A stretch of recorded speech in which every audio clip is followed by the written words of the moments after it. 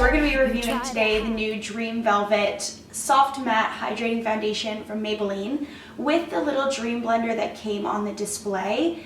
It basically is a sponge on a stick. And I wanted to bring the Real Techniques sponge just to show you guys the difference in size. This is a pretty popular sponge, so you can see that the Real Techniques is way bigger. It's also, I wet this, but it's also way softer. This is like really, really hard. And on the back of the package, it says you can use this dry, or for a lighter coverage, you can wet it and towel dry it. So we're gonna try it dry first. I have a hard time believing it's going to work, but we're going to try it. And then I will wet it and see if that makes a difference with this.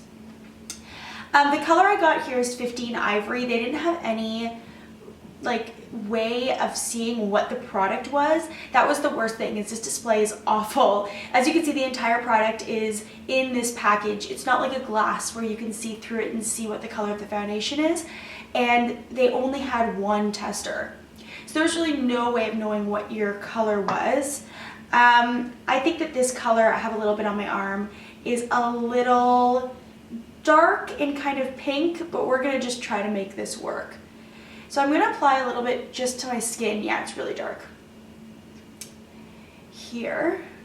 And then I'm gonna use this dry and we'll try to blend it in.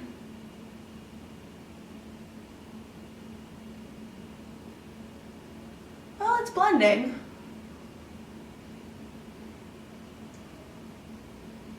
I mean, this is actually blending a lot better than I thought it was going to. But it does feel kind of hard and rough on the skin when you're applying it. It's kind of like you're punching your skin. That's just because the sponge itself is very, very dense.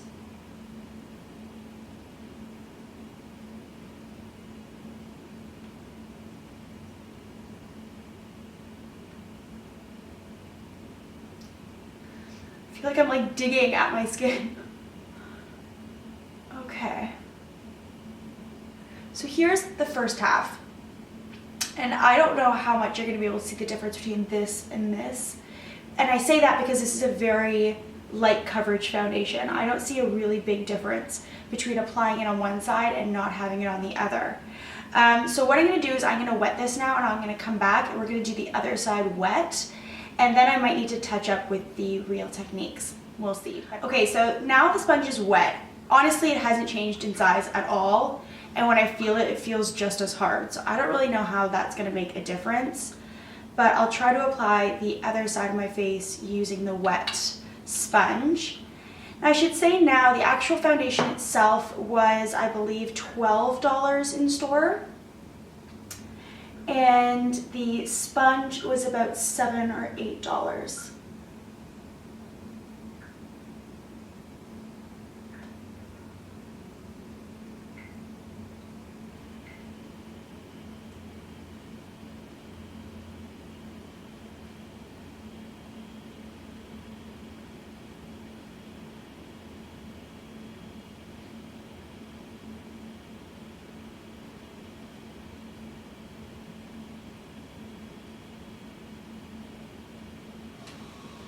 Also, excuse my hair right now. I curled it and then I just wanted to let the curls set before I played around with them, put hairspray, dry shampoo, all of that. So my roots are pretty greasy and it's not looking very cute, but I'm getting ready for work. So this is what I would actually look like when I'm putting on my makeup. Okay, that's basically it with this little sponge. I have to say this blends better than I thought it was going to blend. I thought that it would be a streaky mess, to be honest. If there was no other alternative to a beauty blender, I might say that this is an okay idea. I mean, it's not great and it kind of hurts when you apply it, but it doesn't streak. And that's what I hate about brushes. So if there was no other alternative, I would say maybe try it. The thing is that I can buy this at the exact same store that I buy the Maybelline one, and the Real Techniques is the exact same price. It's about $7 or $8 in store. Even if it were $1 or $2 more, this is so much nicer to apply product. And this is pretty much I mean, it took forever to do my face, but down my neck, like I don't even know how you would get down your neck without it being a streaky mess. So I am now gonna go in and I'm going to kind of top everything up with my Real Techniques blender, and I'll be back to kind of show you guys the final face. Then I will put on all my makeup and we will chat a bit more about the product. Okay, so I've got the foundation all on my skin now. I used the Real Techniques. I wanted to show you now before I put on any other makeup what the foundation looks like. It is definitely, it's very smooth looking. It really smooths out your pores and really makes your face look just very velvety actually. This is called Dream Velvet. It does make it look velvety. The texture is this moussey, whipped texture, but the way it actually looks on my skin, it looks okay.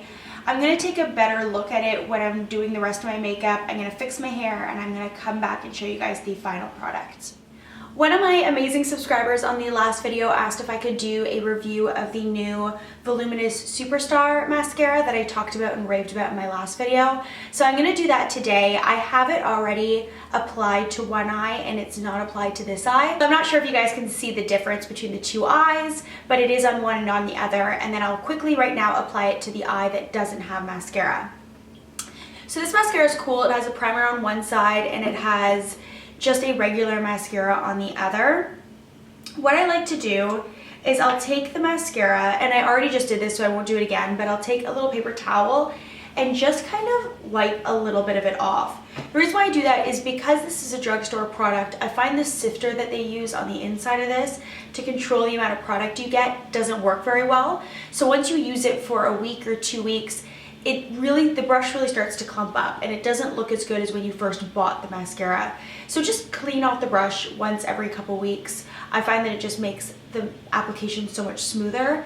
And because you're applying so many layers, you really have to make sure each layer is super thin or it will look really clumpy really quickly. So that's the white side. Now here is the black side.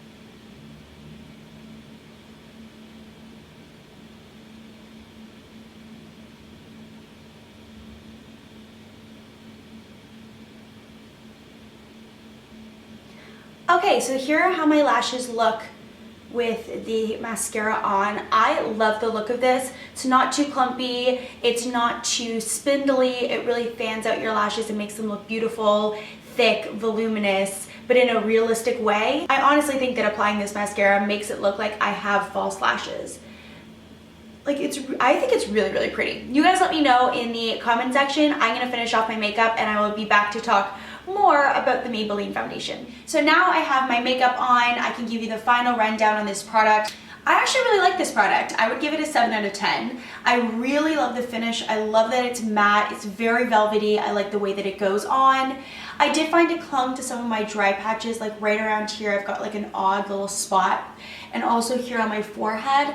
So I'm not sure if that would go away if I used a hydrating primer before applying this product or even a smoothing primer, but I didn't apply any primer before using it today just to kind of get the gist of what it would be like. So I'm not sure. I've got very, very dry skin, so maybe a primer would help me. But otherwise, I love the way this looks.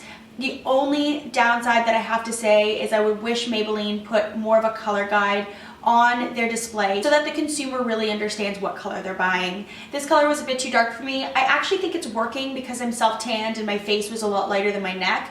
So I got lucky, but I could never wear this on a regular day. As much as I love this product, I really hated this one. It was better than I thought it would be. It did blend out my foundation, but I didn't really like the overall look of the foundation, and I found it was like punching your face using this thing. It was really uncomfortable. So I would pass on this. I would buy the Real Techniques instead. I love this. I buy this over the Beauty Blender, and it's the exact same price at the exact same drugstore. I would definitely try the foundation, especially if you're dry and you want to get a nice matte look, but you don't want it to be uncomfortable on the skin, too drying. Definitely try this. I really, really enjoyed it. So that's it with this video. I hope you guys liked it and found it helpful. If you guys want to know how this wore throughout the day, what I'm going to be doing is I'm going to put up a picture of the product on my Instagram, and in the description of that picture, I'm going to talk about how I liked it. I'm filming this video on Monday. It will be uploaded on Tuesday, and by Tuesday I will have my full impressions. So I'm going to include that on the Instagram post. I will also be including this product in next week's video, which is my January favorites. Even if this isn't a favorites, I'm going to include it anyway, and I'm going to tell you guys how I liked it on more of the long-term basis. So I'm going to be wearing this all week. I'm going to see how I liked it on different days with different primers, with different setting sprays, and I will let you know in next week's video how I really feel about it. Also, there may be a second video going up this week. I have a plan to have another video going up. This little beautiful bad boy will be in that video again if you liked my necklace today. I'm going to be talking about jewelry. I'm going to be talking about Stella & Dot's Spring 2016 collection. So I'm just waiting on a couple packages to get here. I want the video to go up on Thursday, but I'm not sure if the jewelry will get here in time, so we will see, but hopefully there should be another video up this week for you. Stay tuned for that. I hope you all have an amazing day, and I will see you in the next video. Bye!